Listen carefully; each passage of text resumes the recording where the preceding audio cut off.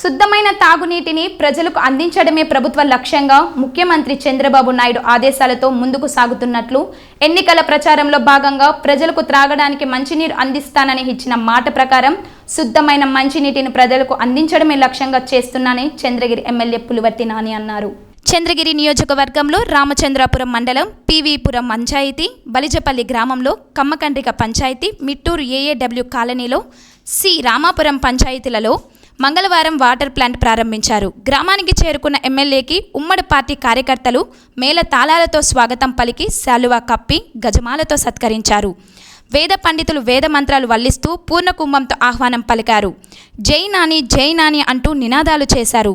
MLA Pulivarthi Nani ribbon కత్తిరించి కొలాయి తిప్పి నీటి సరఫరా చేశారు. ఈ సందర్భంగా ఆయన మాట్లాడుతూ సర్వ ప్రాణులకు నీళ్లు జీవనాధారమని చెప్పారు. కలుషితమైన నీటిని తాగి ఎంతోమంది అనారోగ్య పాలవుతున్నట్లు తెలిపారు. ఎన్నికల ముందు ఇచ్చిన మాట ప్రకారం ఒక్కొక్కటిగా అమలుపరుస్తున్నట్లు ఎమ్మెల్యే నాని తెలిపారు.